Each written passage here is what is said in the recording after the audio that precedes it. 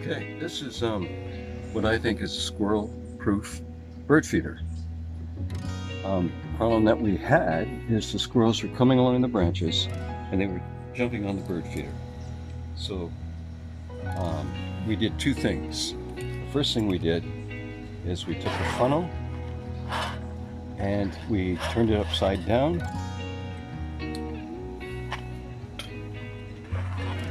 And we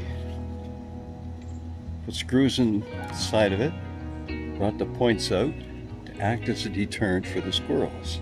So in this case, I can either thread it through the support wire through the opening, or I can open this funnel up like this and go around the wire. So I did that so that I could show it in this video. Okay, I choose to do it this way and hook up my bird feeder so that I can take it off to fill it up with bird feed. There. So the idea is the squirrels come along the branch. They were still coming down and still getting around this.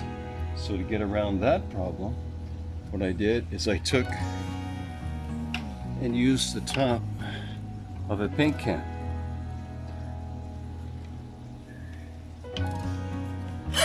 Drilled a hole in the center of it and used an electrical connection or electrical connector to an electrical box, which looks like this. Down here.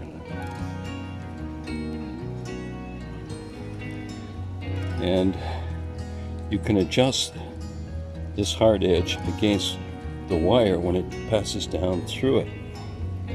It's just a matter of tightening the screw.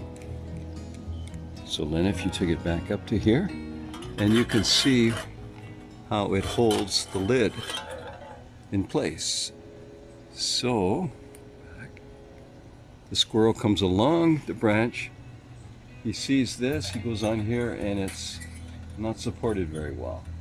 So he doesn't want to come down.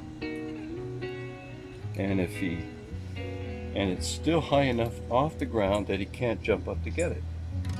So this is what I call a squirrel-proof feeder. So, thank you for your time.